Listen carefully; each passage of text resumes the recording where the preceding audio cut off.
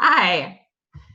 I'm letting people in, and I also just started the recording just so that it'll be going once we officially begin the meeting. What do we need for quorum?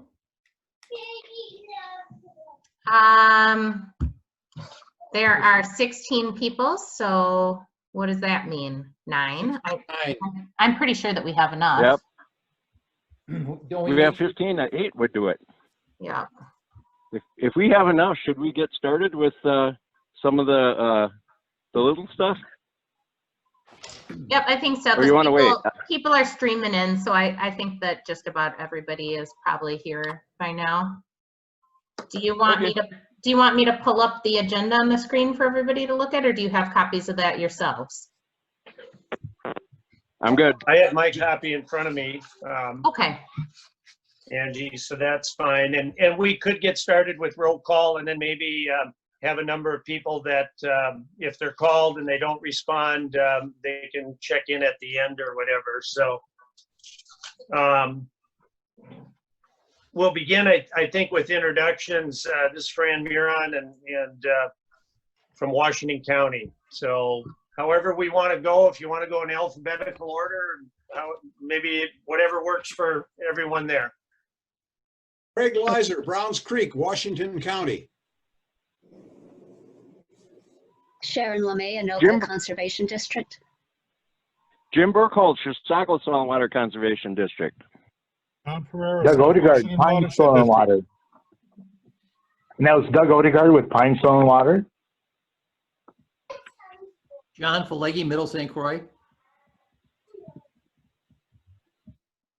Diane Blake, Washington Conservation District. Susan Moore. Whoops.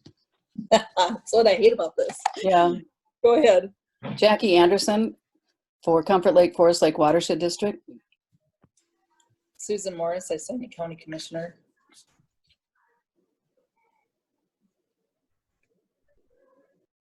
Right. Did we get everybody from the policy committee who is on? I'm looking to see if we missed anybody. We have several staff people on as well. I'm Angie Hong and coordinate the East Metro Water Resource Education Program and the stakeholder engagement for this process.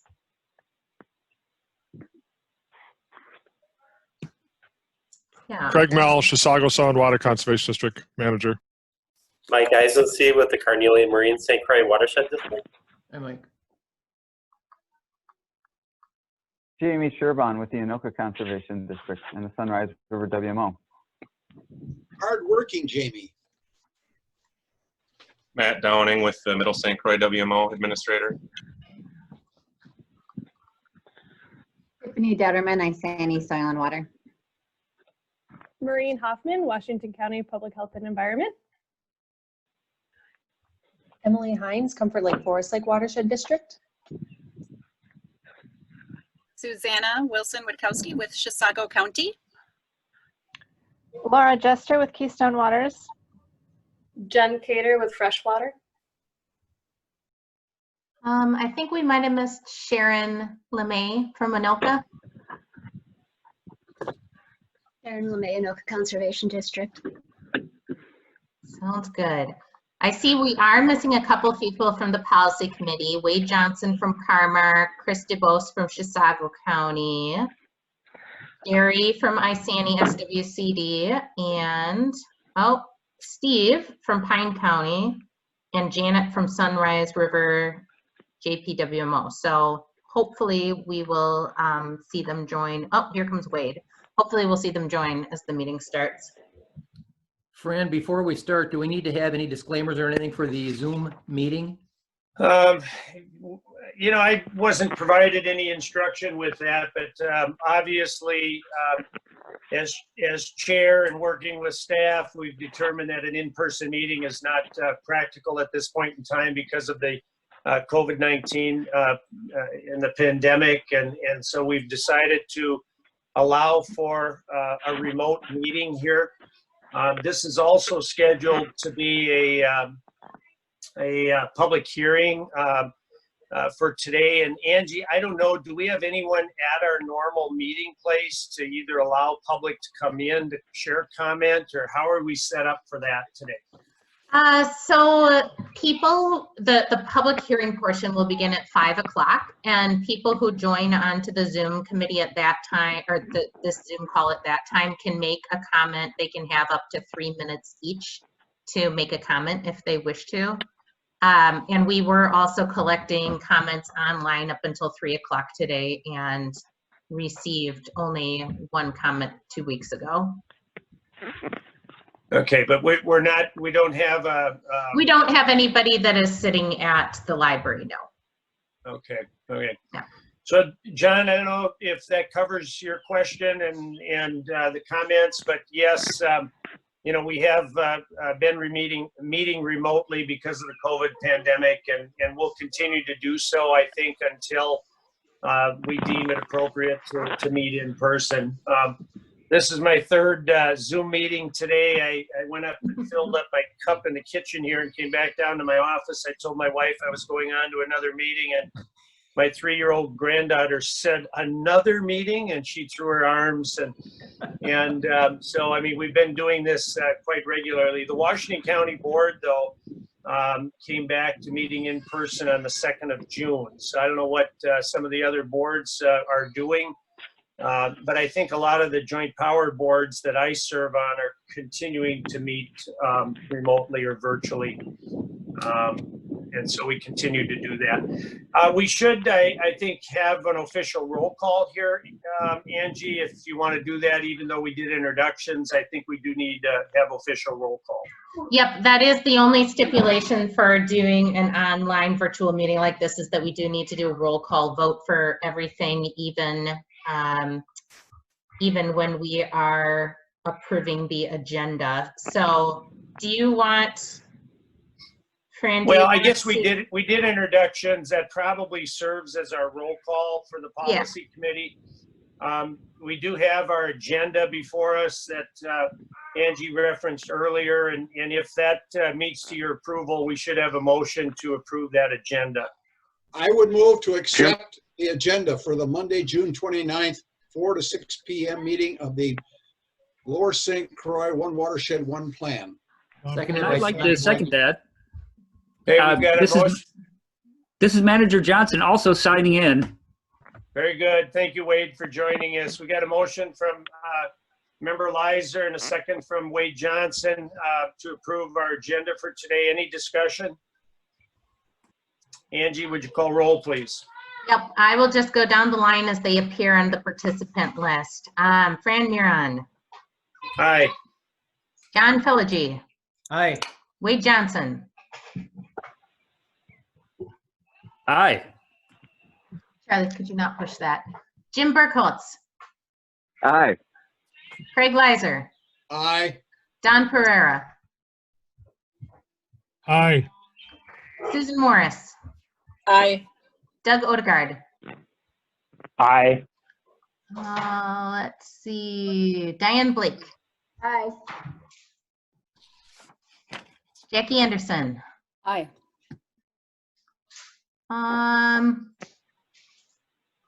Sharon LeMay. Aye. Okay. Matt Downing. Not to put you on the spot, but since the representative since Janet isn't on from Sunrise River JPWMO, do you want to represent the WMO during this meeting? I am no longer the alternate due to conflict of interest issues, so no, thank you. All right. Thank you for the roll call vote. I hope you've all had an opportunity to review the minutes from our March 30th meeting. Are there any additions or corrections to those minutes? And if not, a motion to approve would be in order. Susan Morris, I make a motion to approve the minutes. Seconded by John Philligy.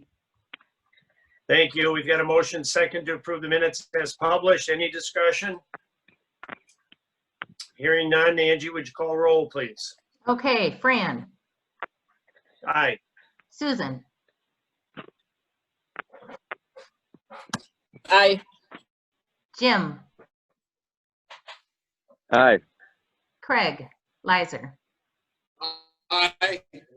Don Pereira, Aye. John Philogee, Aye. Doug Odegaard,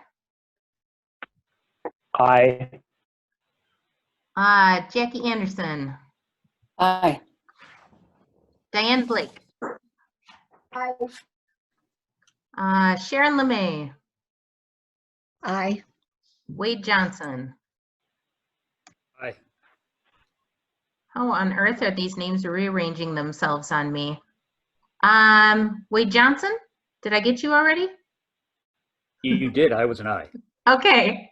Did anybody get missed? I don't understand. As I'm scrolling down the list, the names are just like rearranging themselves so they don't stay in the same order anymore. And it looks like Janet Hegland is joining the meeting right now.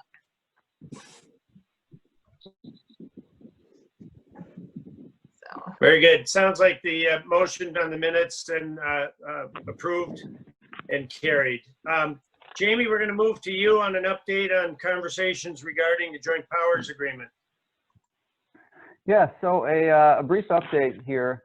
I expect that we'll have the Joint Powers Collaboration Agreement for your review in either July at your policy committee meeting or August. And at that time, you'll be able to think about recommending it to your governing bodies.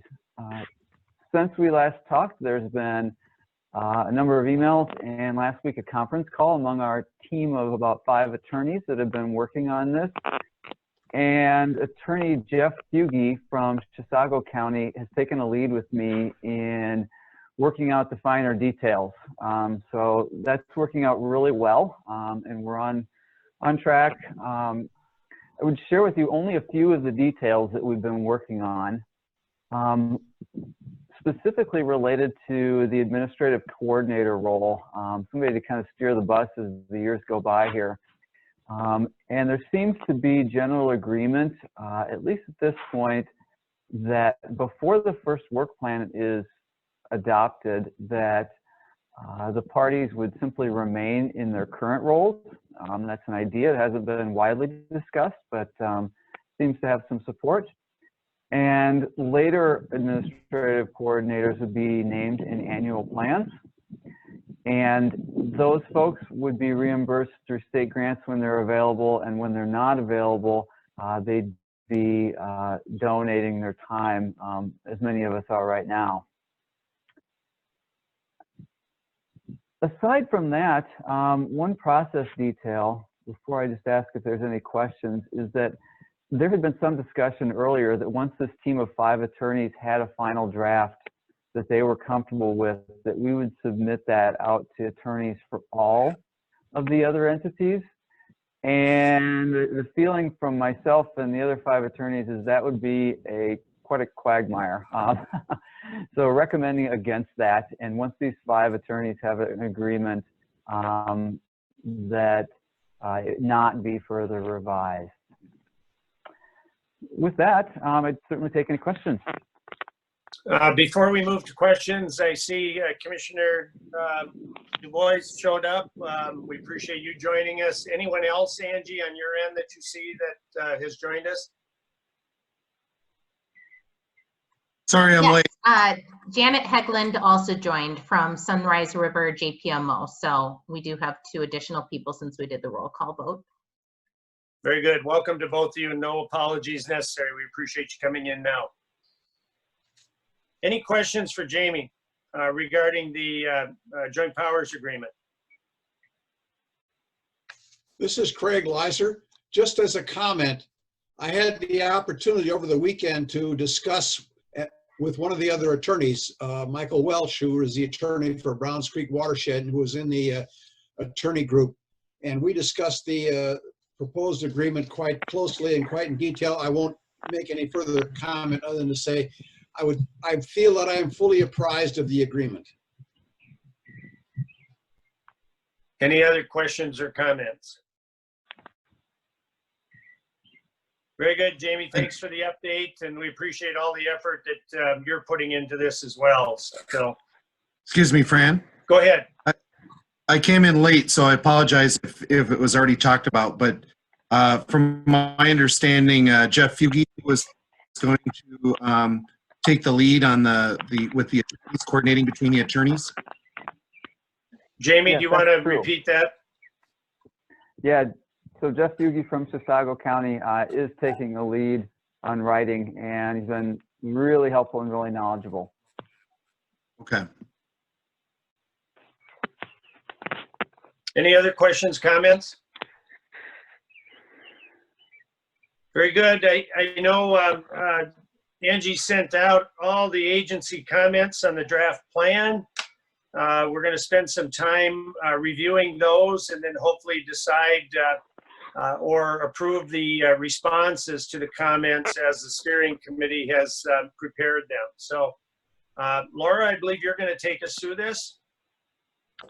Yes, Mr. Chair, I am ready to do that. And as Angie stated in her email to you, we weren't really going to walk through all of these comments. As you know, there were quite a few of them.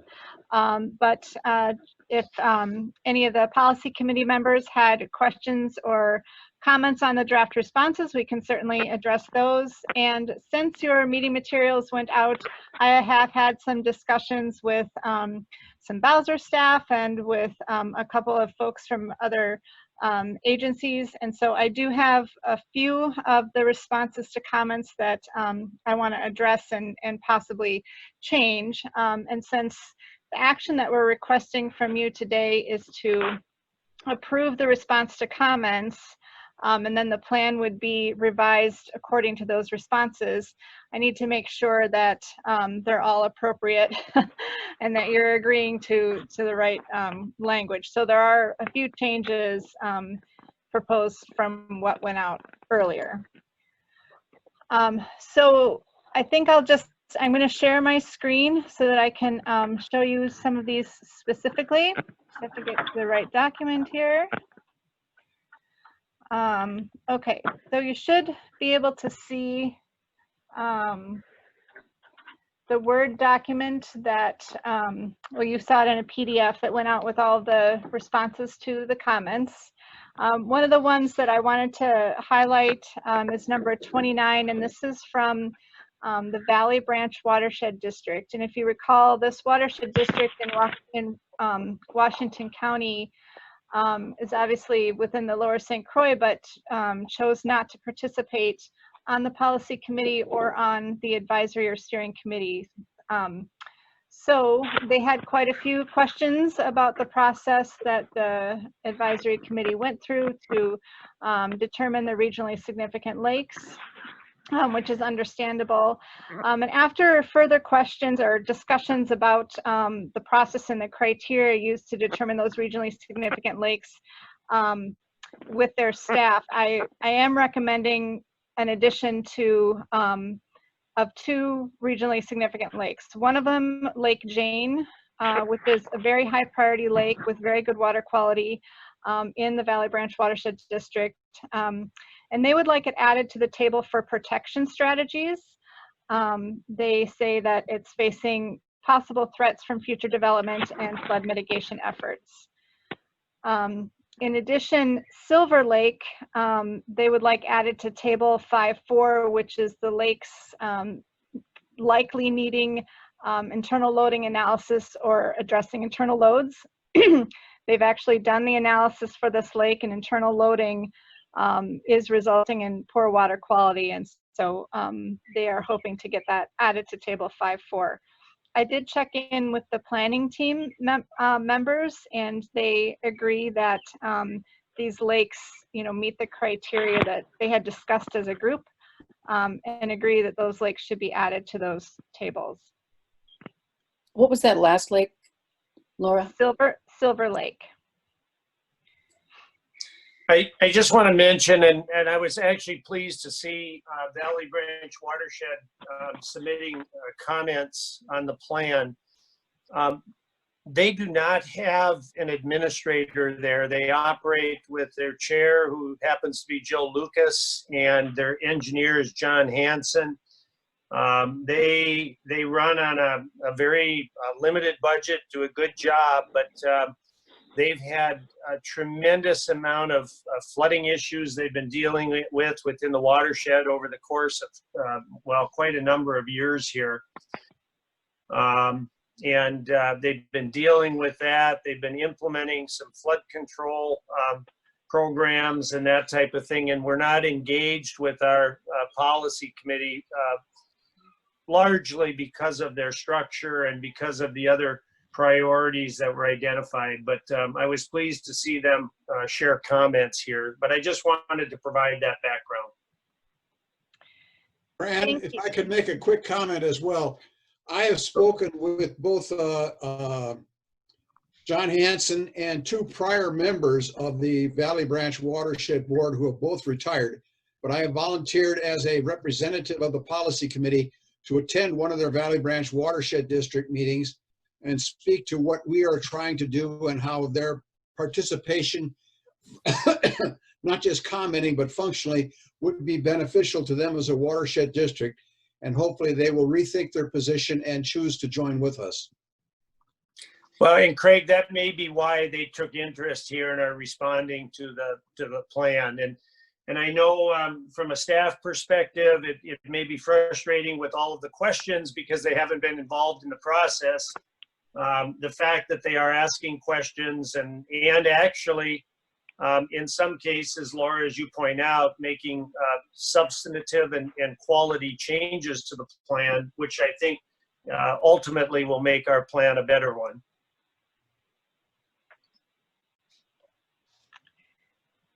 This is Jim Burkholz. Are we gonna?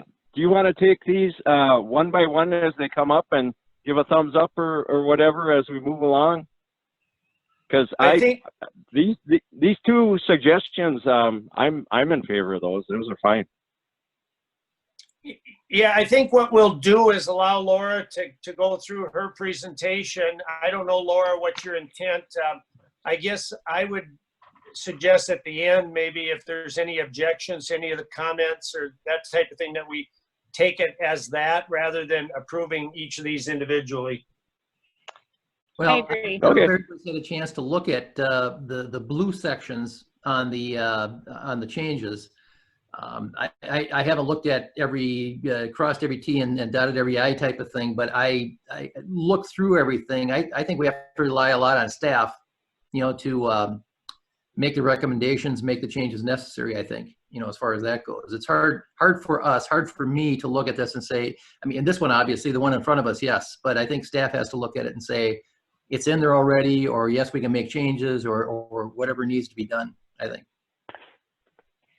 That's a good point, and I appreciate that. I do want to let you know that the steering committee did meet to go through all of these draft responses, and we had some good discussions on a few of them that I either didn't know how to handle or just had questions about.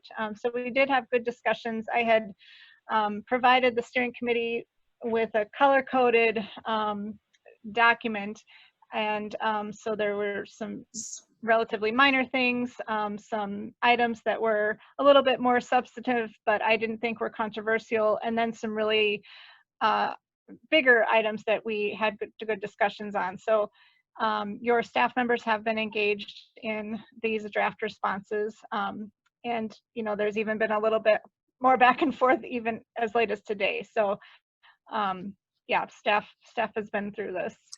And John, I would agree with your assessment, and I've had a chance to review them, but I think sometimes there's just even little nuances, and I'll share one of those right now since you're on 29, Laura, if you could scroll to 32, since we're kind of close.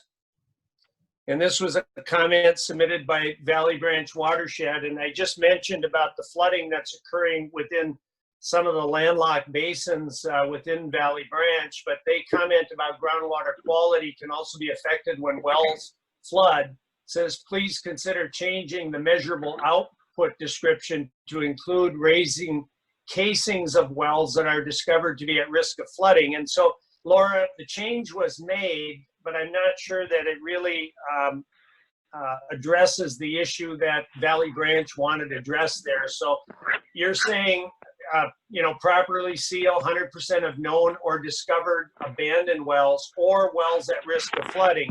Their interest is not in sealing those wells that are at risk of flooding, but raising the casings of those wells to make sure that floodwaters don't contaminate the drinking water.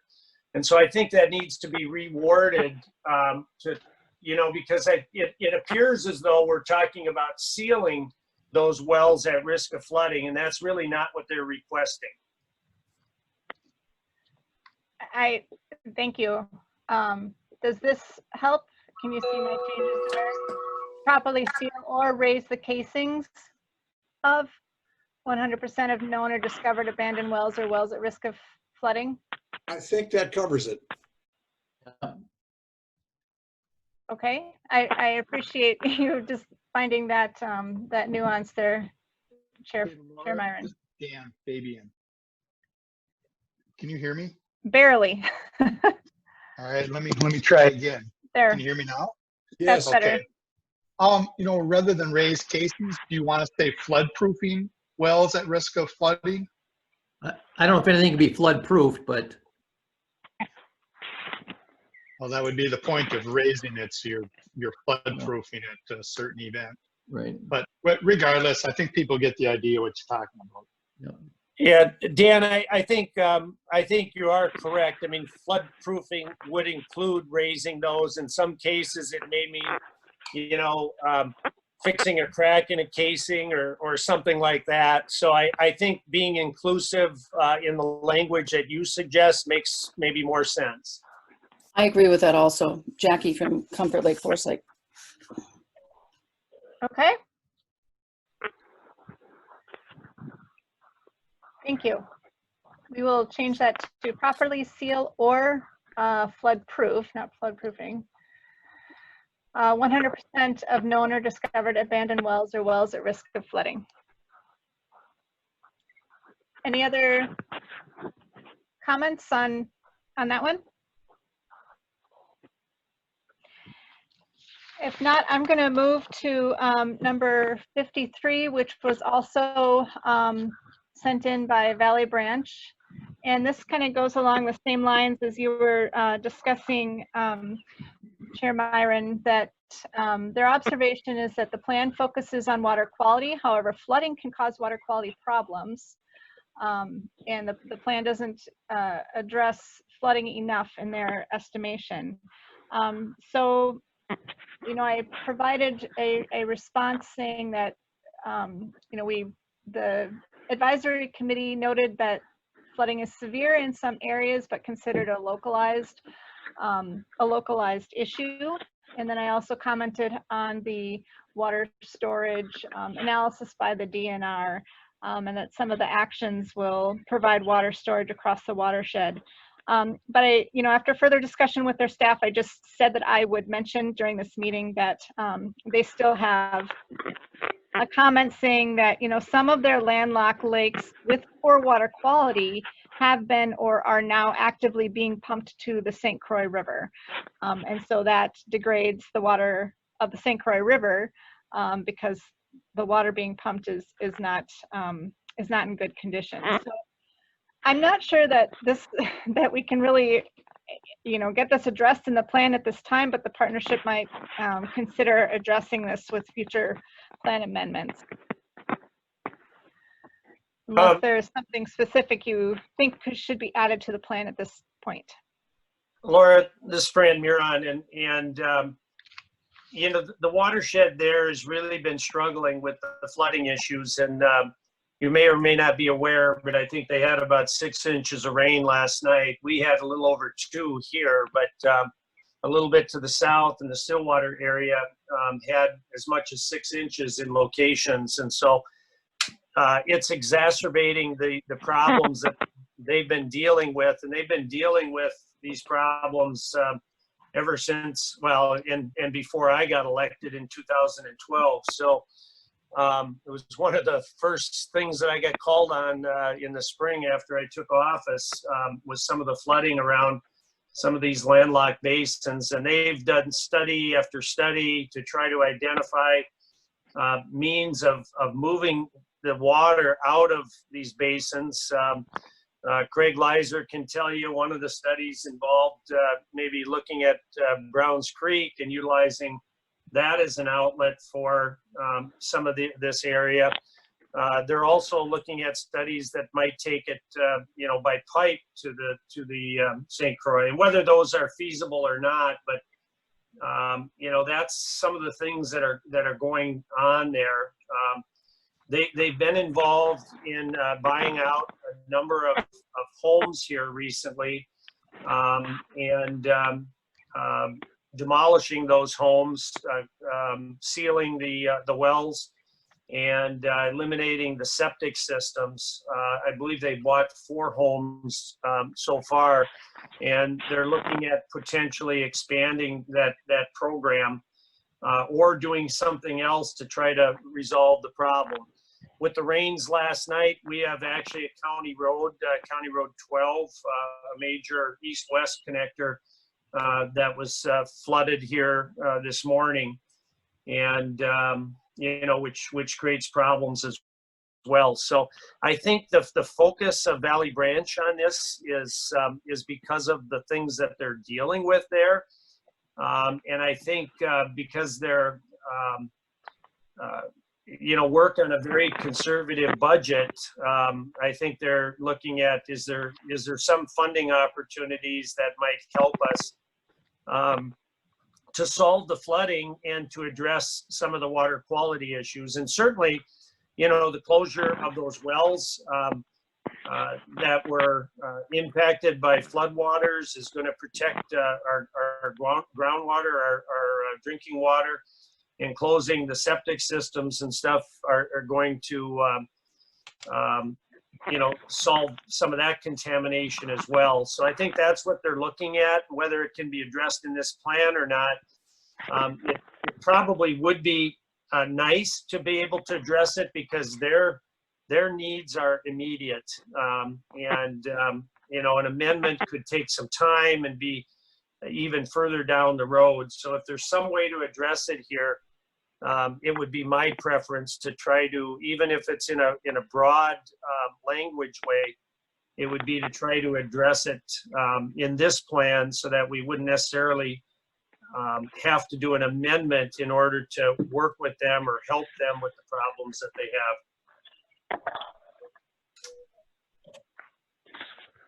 The flooding over in Sunnybrook Lake in Valley Branch Watershed was probably the second flooding problem that I came into when I started with Browns Creek Watershed in 1997. The area that I actually live in was the first flood that I was involved with. But the ones over in Sunnybrook Lake in Valley Branch have been projects proposed and never funded since 1997 or 1998. And I've been told by several other people that they actually preceded that by a good 20 years for the first construction that was done down there. And we looked at a water run using the old interurban railroad line, which ran from Willerny to downtown Stillwater, I believe, and had a grade and gradient which would be beneficial, except you'd have to lay 12 or 18-inch or 16-inch pipe or something down that gradient, and it had reverted to private ownership once the railroad line quit. And the second approach was to run water up along the going into Browns Creek and running it through the ditches and ponds adjacent to Highway 96 to bring it down to Stillwater, which is also an exceedingly expensive one. The most recent program I've heard was to try and bring the water across Highway 36 into Valley Branch proper, and that equally had a significant budgetary problem for them. So buying out existing property owners seemed to be the most viable, cost-effective solution that met the needs of the property owners, which was, how do we get out of a house and yard with a flooded basement, a flooded septic system, and a well that ain't working?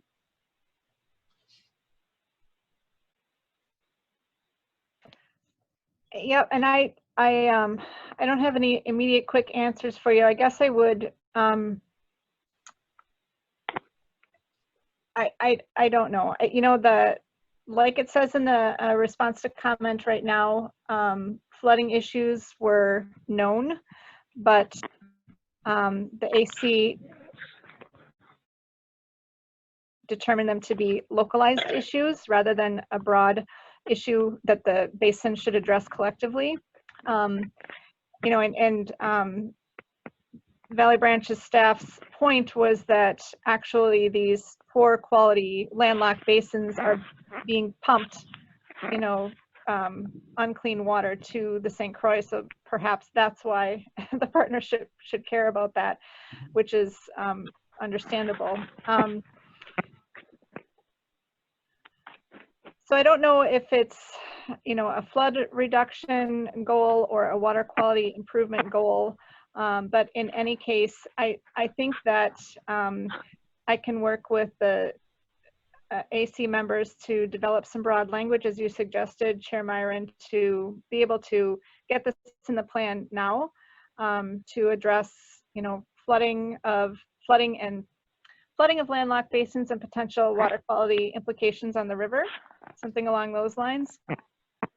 Well, and Fran, I agree with you too. I think it is a problem we should address. I think it's something we should include in the plan. Pretty tough to come up with any solutions today, I would imagine. I mean, the wording has got to be thought out and put in there. So maybe what we're approving today is the conceptual. We're not approving the final plan, correct? Correct. Yep, you would do that at your July meeting. Right. So I think if we come up with something before the next meeting, you know, but I think there should be some language in there about landlocked lakes, some flooding issues, that type of thing. It should be in there and should be addressed. Okay.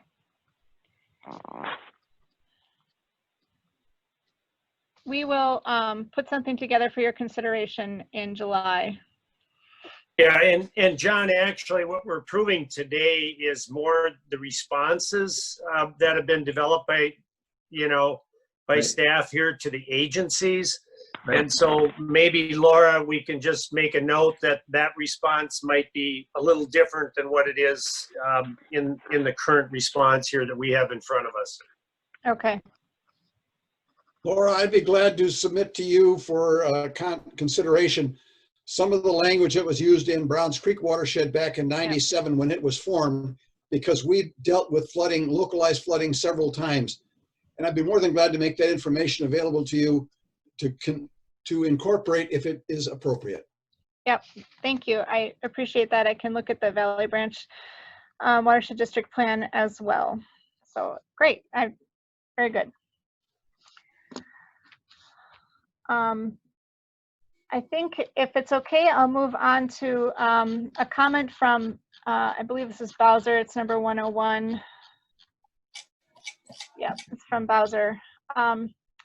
So if you recall that there are three kind of gatekeeper criteria with regards to projects that would be considered for moving on to the scoring matrix and being considered for watershed-based funding to, you know, collectively implement across the basin. And one of them deals with analysis or data that are gathered to target and prioritize specific projects. And we have the clause in the plan that a project outside of an area with a completed prioritization similar to a SWA or similar.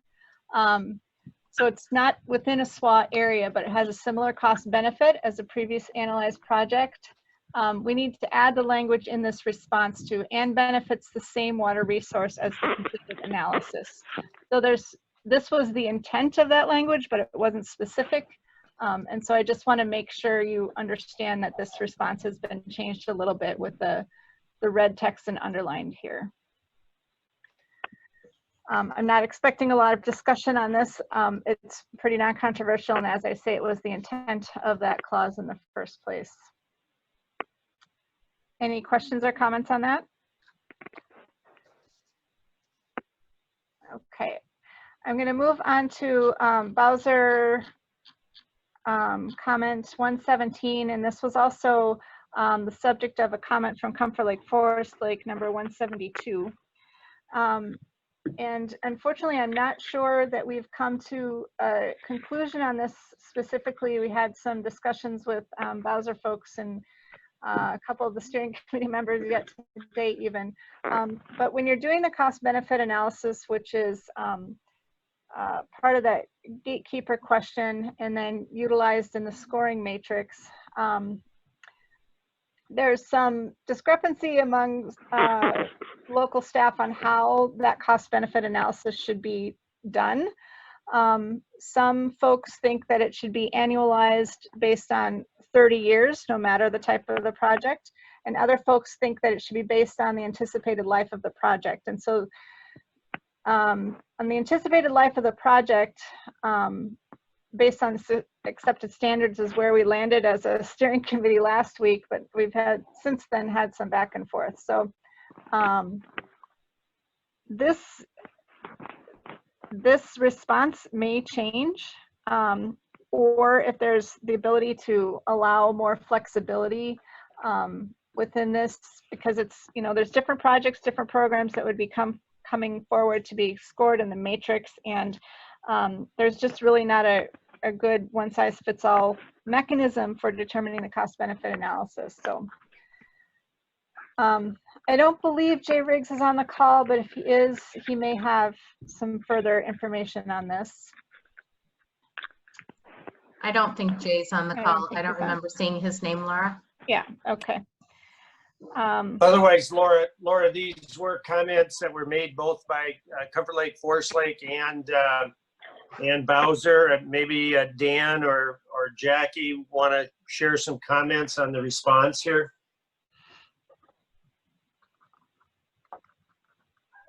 Oh, this is Jackie. I'll just jump in. Dan can follow, but we always use the life of the project because it's variable, and so you don't want to assign a longer term or a shorter term to whatever project you're doing. So it should be based on the science of that project and the expected outcome or lifetime of that project.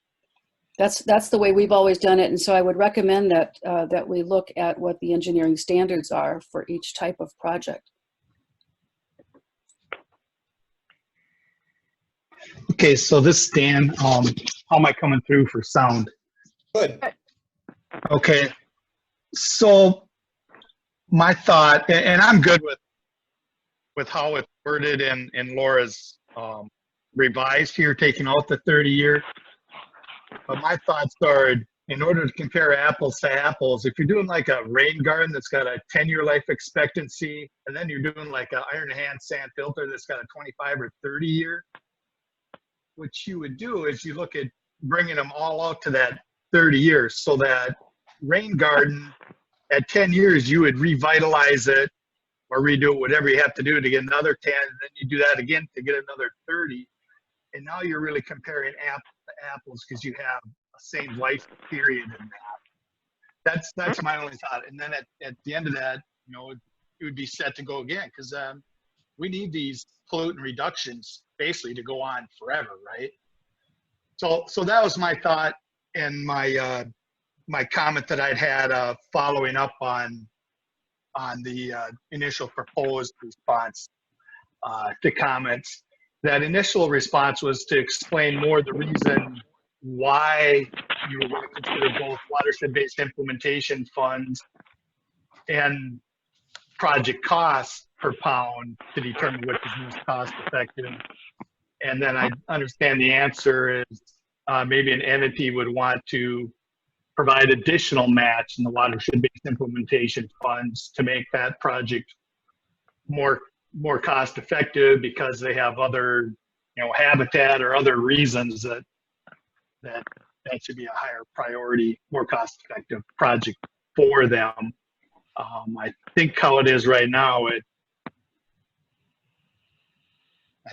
I'm operating off my phone here for what Laura has up, but I think what you have now is fine also. So I don't know. Hopefully I didn't confuse the issue more. Can I ask a question? Sure. Okay. Did I hear you right that you're saying that the basis for each project would be equalized for that 30-year period? So if one had a 10-year expectancy before, maintenance and that kind of thing, or replacement, that cost would be put into that calculation going over the 30-year period to equalize it, correct? Yeah, that's one way that I've seen people do it. Okay. I'm, like I said, it might be something you guys just have to work with and figure out as you go. Well, I think that's the only way to make it fair. If you're going to take different projects and compare them across one standard, then the inputs have to be the same. Yeah, and it's Jay's probably dealt with this even more than I have, and and Craig, and probably Matt. So as far as Bowser's concerned, we're good, I guess, either way in that. Or you compare like projects. That's the other way to do it. If rain gardens are important, then you compare all rain gardens. And if iron enhanced filter projects are important, then you compare all of those. And you don't try to mix those two things or various things because they're so different. Yeah, if you're trying to get at least if your goal is water pollutant removal and that water quality improvement, you want to get to the most cost effective project, right? No matter what the type. I mean, maybe it's improving soil health really is what exactly most cost effective. So you have to be able to compare those different types of projects also. How Laura has it responded to now, we can live with that. And maybe you figured out something a little different down the road. Laura, hopefully that discussion has helped. Yeah, I think I may circle back with some of the steering committee members within the next month here, but I think that as written, it maybe allows enough flexibility for the steering committee when they are considering this this gatekeeper question and the analysis to work within those parameters. I think as written, it's really not a hard and fast mechanism, which is what you would want to avoid anyway. So, but I appreciate that. I think, let's see. I just have one more that I wanted to walk through, and this is regarding plan revisions that don't require a formal plan amendment. So Bowser was hoping that we would change the response to comment to what I now have here in red, and that is just kind of laying out a process for how the plan would be revised if it doesn't go through a formal plan amendment, which that process is very specific. So we say that if a revision to the plan is proposed by a stakeholder and does not require a plan amendment, and this would happen like with the addition of a completed watershed analysis that you would want to get into the plan, but which doesn't require an actual plan amendment. The proposed revision considered by the policy committee, or the proposed revision would be considered by the policy committee after review and comment or review and recommendation by the steering committee. And then approved revisions would be incorporated into the plan and distributed to plan holders as noted below, and then it goes through how those revisions are sent out, and that didn't change in the plan. So I think I'm just missing a word here though. The proposed revision would be considered, I believe. Any thoughts on this proposed comment? I can live with it. I also do want to let you know that this word stakeholder here, in a paragraph above, it notes when actual revisions that would require a plan amendment come forward. We had originally noted from a variety of local entities, townships, cities, counties, and after discussing this with Bowser today, we think that it should just be a broad stakeholder word, because a plan amendment request really can come from anyone, an individual, a watershed district, a WMO, an SWCD, any entity. So we wanted to go broad with that. Dan, do you feel that that this response addresses the concerns that you raised, or that the Bowser raised? Yes, I do. I think it does a real good job at it. Thank you. Okay. Laura, what else do you have? Those are the ones that I knew I needed to bring up specifically, but there may be others by other policy committee members, or maybe. You bet. I mean, we had a number of comments and proposals from Chisago, Comfort Lake, Forest Lake, Minnesota Department of Ag. I don't know that we. So other comments about responses, or other responses you want to review more fully.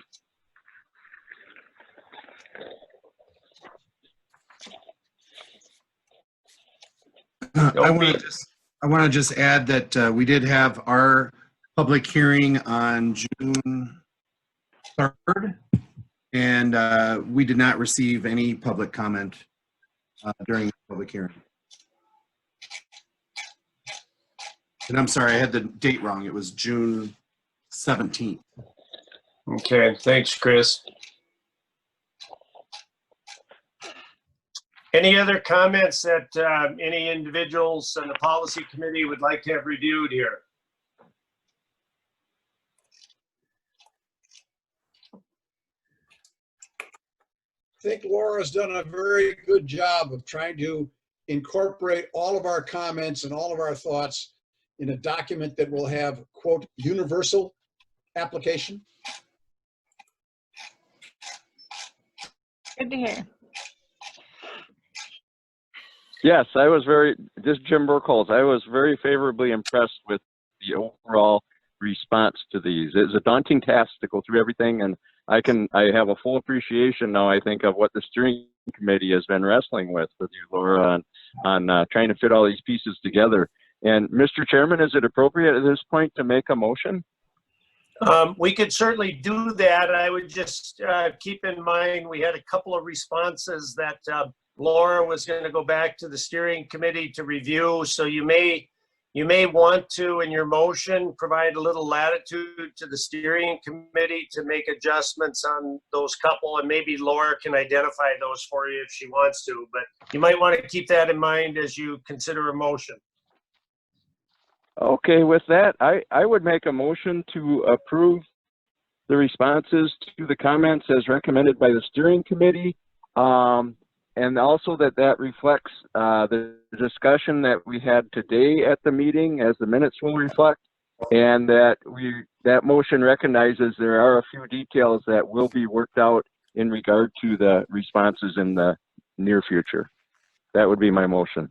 And Jim, could we add to that then that a copy of the revised responses will be provided to the policy committee? I like that. Yes, thank you. Okay, if we can add that in. Do we have a second to that motion? I will second it with the amendment. Well, we'll just call it a part of the motion because it wasn't seconded yet. So, and since Jim agreed to it, we'll just include it. So we have a motion from Member Burkholz, a second from Member Leiser, to approve the comments. And Laura, you've got the details, or whoever's keeping minutes have the details of that motion. But revised, reviewed at this during this meeting, and then some latitude to the steering committee in addressing the couple of issues that weren't fully addressed here today. Any discussion on that motion?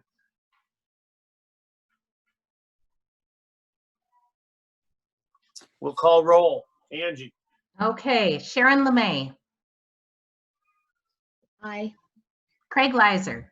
Aye. Wade Johnson. Aye. Chris DeBose. Aye. Jim Burkholz. Aye. Jackie Anderson. Aye. Susan Morris. Aye.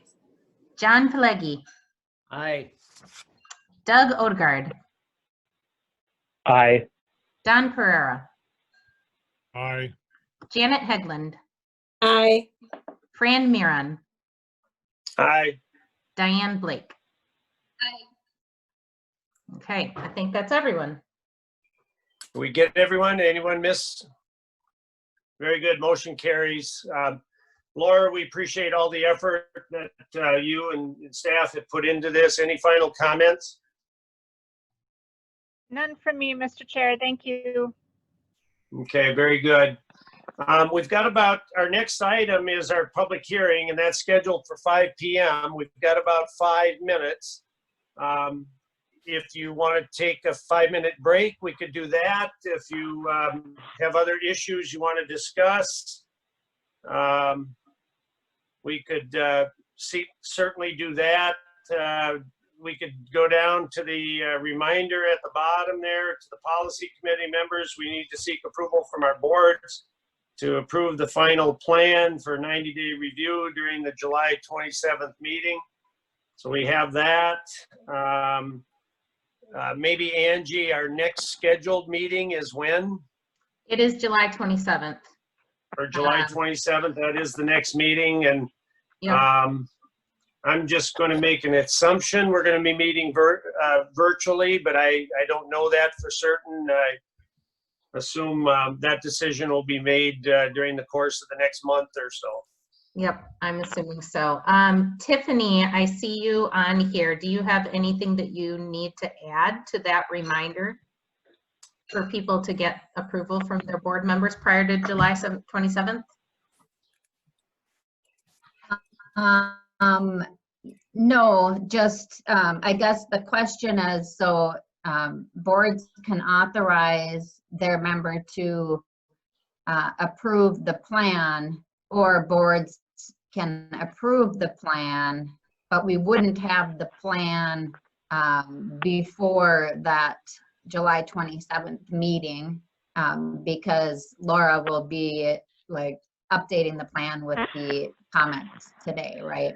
I do. So the preferred, yeah. I was just going to say, Tiffany, this is Laura. We should have the final plan out hopefully by the end of this week, but that wouldn't include the couple of items that are still hanging out there. So it would be really, really close. So we have been making all these changes, assuming you were going to approve them. So the final plan should really be out by the end of this week. I am waiting on a couple of more pieces of information from folks, but so you should have a really good draft in hand when your local boards consider giving you approval to submit for final. I know our board meeting for Chisago County is on July 15th, so it'd be nice to have at least a draft of the final plan for that meeting. Right, that is our goal, like I said, by the end of this week. That'll meet Browns Creek too. Our next meeting is July 7th.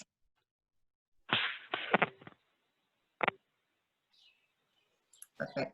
And the other thing that would be happening at that July 27th meeting would be approving draft responses from the public hearing if there are any comments. Well, Angie said that there was one, sounds like. Okay. Very good. Any other business we need to take care of before we go into our public hearing? Looks like according to my clock, I've got a minute before we open the public hearing.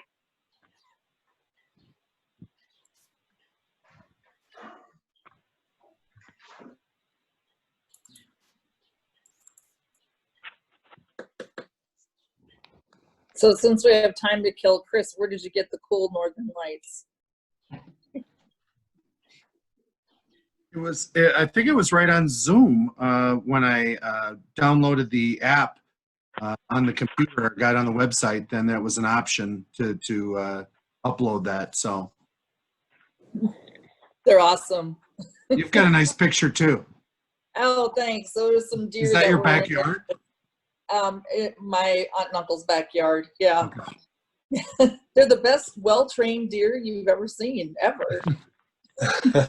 Staying perfectly still. They do, yeah. And Angie, weren't you supposed to be canoeing? That does not look like a canoe background. I am done canoeing, yes. We did 4 days. We did the Namakagon, 2 days on the Namakagon, and 1 day that was half Namakagon and half St. Croix, and then our last day on the St. Croix. It was gorgeous. It was the 4 best days of the summer. Beautiful sunshine, hot. We swam a whole bunch. The river is crystal clear up there. We saw tons of deer. We saw beavers, bald eagles, tons of fish, lots of stuff. Yep, it was great. Good. Okay, Well, it looks like it's 5. It is 5 o'clock. So we'll begin our public hearing on the draft Lower St. Croix One Watershed One Plan. All persons are invited to attend the hearing and submit comments, written or verbal, that will become part of the official public hearing record. These comments will be considered when making final revisions to the plan. Members of the public wishing to speak will be limited to 3 minutes per person, although I don't know that that necessarily will be an issue here. And staff is prepared to give a brief overview of the plan and the planning process if the public is in attendance. So Angie, you indicated we had maybe one comment. We don't have any public there. Is there anyone from the public that's joining us? I do not see anybody whose name I do not know. There was one comment that was received from Ben Winnick, who is a council member with City of Forest Lake, wondering why Forest Lake was not listed in the plan, and that was one of the changes that the steering committee had already agreed to make. So that concern has been addressed. Could we, and he's a former mayor of Forest Lake. He's no longer on the council, okay. But could we make sure that we send him a personal response, thanking him for that, and that Forest Lake is now included in the plan? And I don't know that we necessarily have to share that that was caught by others, but you know, we can at least just let him know that that was caught in the plan. Anyone else wish to comment at the public hearing here?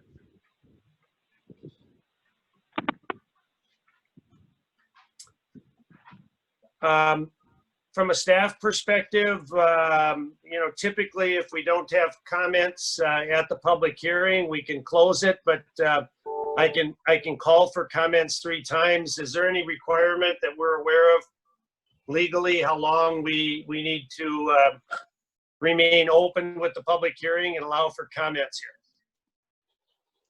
My suggestion might be that since we allocated an hour, if we gave it at least 10 minutes before we said it's closed and move on, that would at least allow for some people whose watches or timepieces aren't in coordination with ours. I would agree with you, and I would say that maybe even 15 minutes. We had issues with one of our meetings where somebody had said they had problems getting through the telephone and stuff. So it is a public comment period, so we might want to leave it open for some time so that we don't get any repercussions with people claiming that they had not the opportunity to get included or something. Yep, no, I understand that. I just didn't know if the policy committee wants to sit here until 6 o'clock or what your preferences will be. 5:15 is adequate. Okay. Any other comments? Beautiful picture. Angie, did you do that? Do what? That picture of the St. Croix. What picture of the St. Croix are you looking at? There was a picture that just came up. That was a beautiful picture.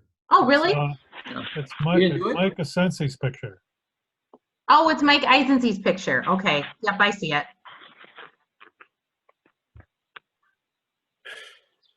A little bit higher than your canoe gets, though. Yeah, a little bit. Yep. Well, this is Jim. Since we have time to share some stories, we're getting towards the tail end of our strawberry season, and I'm actually sitting under our sales canopy in the middle of our strawberry fields, and I've been watching 2 sandhill cranes that nested in one of our restored wetlands this year, working across the neighbor's bean field. It's kind of fun just to see that playing out in day-to-day life. I feel like I've seen so many more sandhill cranes this year than any other year. It seems like there's 2 or 3 times as many as normal. Their population is growing because this is the 3rd year in a row now we've had this pair nesting in here, and you know, they have 2 little ones, and one year they had 3 and 2 survived, and then you see them around through the summer, and so the numbers are increasing. Mm-hmm. I had a farmer friend from up in the Isanti area that told me he had about 20 acres of corn that he had planted, and the sandhill cranes moved in. He had to replant the entire field because of the sandhill cranes. So as exciting as they are to see, they can be problematic for farmers that are trying to make a living raising crops on some of those acres. Wow. Absolutely. I see them out in my strawberry fields, and I'm like, what are they doing out there? And so far, they don't seem to have a great appetite for strawberries. But when it was because they dry, haven't learned how to make strawberry shortcake, because that's what you really need for good strawberries. They'll probably learn. Give them some whipped cream, huh?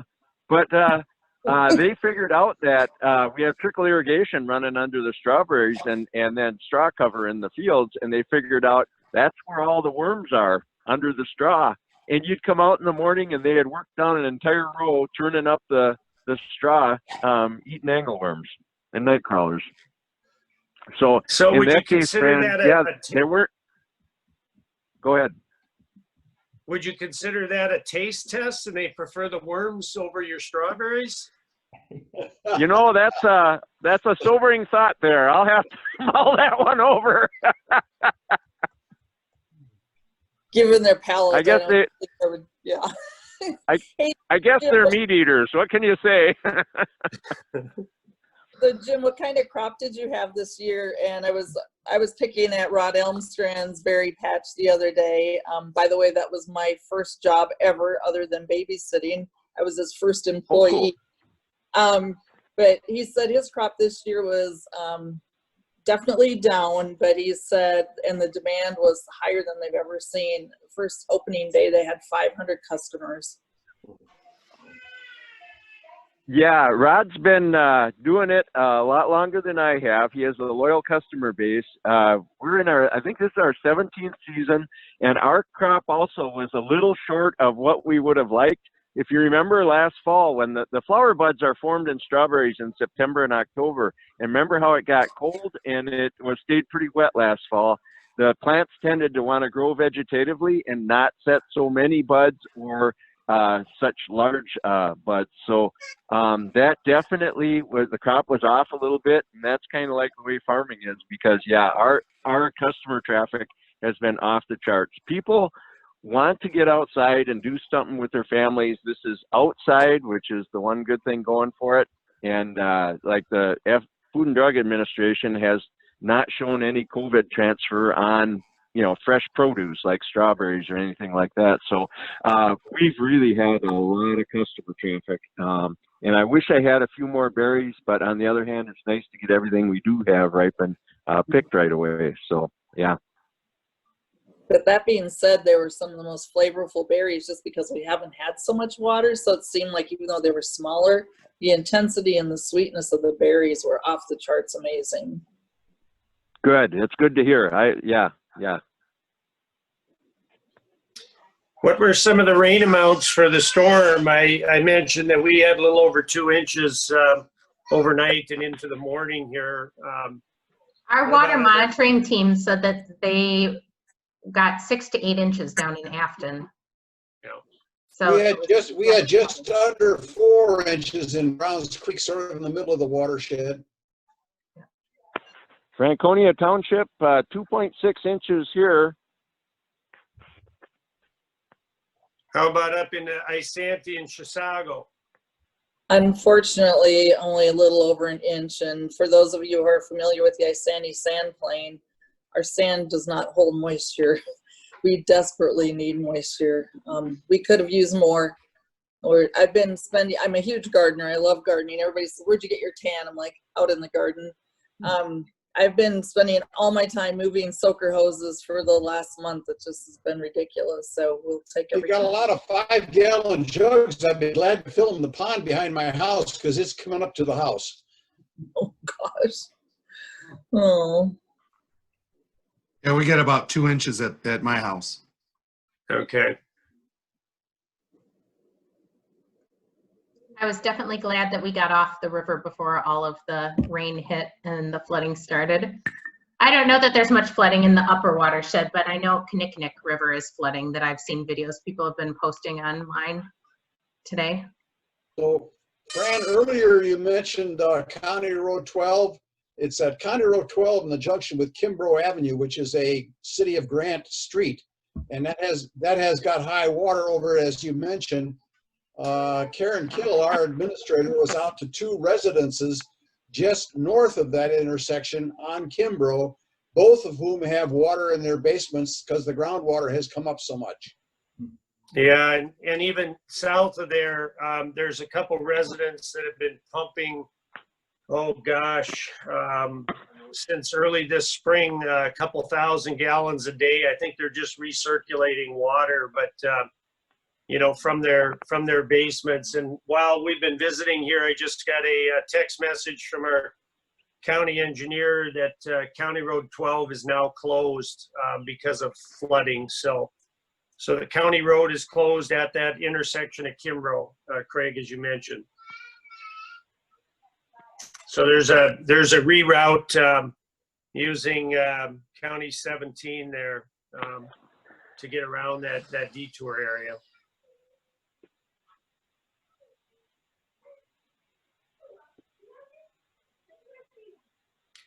Any more comments for the public hearing, Angie? No, and we had one person join the call. It was Jay Riggs. He was labeled temporarily as Angela Hong #2, but don't believe him. He's actually Jay Riggs. Yeah, well, I won't get into it. Welcome, Jay. Are you muted? Thank you. Sorry for being late. I had some actually wetland related and flooding related issues come up this afternoon. Now we've actually had quite a bit of discussion about some of the flooding within Valley Branch Watershed, and they had submitted significant comments on our plan, and some of them were related to maybe having some of those issues identified within our plan as well. So it's definitely a priority issue today. Well, as Member Leiser pointed out, this has been going on. His history goes back even further than mine, but 1995, and I think you're right. I mean, it goes back even beyond that. Yes. Oh, by the way, Craig, the picture of the deer behind me is actually my aunt and uncle's places in Grant. Well, it's a good thing that my dog doesn't see them, because my dog is an Australian cattle dog and he loves to herd deer. That's a project. They like to run really, really fast. Yes. I discovered that they can also swim, because we watched one swim across the river during our canoe trip too, which just never occurred to me that they did that. I've seen them Angie, swimming. which way was it going? Angie, which way was it going? Was it going to Wisconsin or Minnesota? You know, it was when we were in the Namakagon, so it was in Wisconsin on both sides. Yep. Okay. No. Saw a herd of deer in the middle of Rainy Lake one time. In the middle of the lake. That's crazy. Yeah, they were swimming all the way across the lake. Yeah. Oh, that's a long swim. Yeah.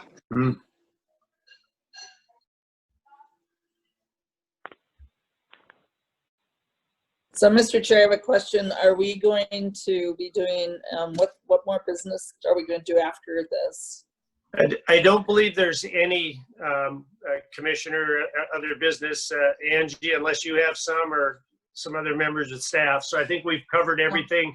Our next meeting is July 27th. And I don't know that there's any wrap up here to do. I think we're all pretty well informed of the process as we're moving forward here. Well, being 5:15, I would move that we adjourn the public hearing and the associated Policy Committee meeting of the One Watershed, One Plan Lower St. Croix. Second. So who is the second? John Falegi, second. Okay, thank you, Don. So you want to do this in one motion. We have got a motion to close the public hearing and adjourn our meeting in the same vote. Any discussion on that motion? Just one comment before we close. Laura, you're going to have most of the revisions done by end of next week? The end of this week, I'm really hoping. By end of this week, I mean, yes. Yeah. Yeah, Okay. and then I'll have Angie or someone post it on the One Watershed, One Plan website, and then send out a link to folks. That'd be good. I think that should also include the responses to comments that you approved tonight. Okay, that works. Any further discussion on the motion? Again, we've got a motion to close the public hearing on the draft Lower St. Croix One Watershed, One Plan, and also to adjourn our meeting. Hearing no further discussion, I'll call roll, please. Angie? Yep. Let's see. Sharon LeMay. Aye. Craig Leiser. Aye. Wade Johnson. Aye. Chris DeBose. Aye. Jim Burkholz. Aye. Jackie Anderson. Aye. Susan Morris. Aye. John Falegi. Aye. Doug Odegaard. Aye. Don Pereira. Aye. Janet Hegland. Aye. Fran Miron. Aye. Diane Blake. Diane. Oh, aye. There. Okay. That's everyone. So thank you, everyone, for joining us. Thank you for all the time you put in to reviewing those comments in advance. I know based on what was being shared, you all did a good job of reviewing those. Angie, thanks for sending them all out. Laura and the advisory committee, all of the people that worked in providing responses. We appreciate all of the effort that went into today's meeting. And I guess we'll see you in about a month. Thank you. Thank you all. Thank you. Thank you. Thanks, everyone. Bye to the deer.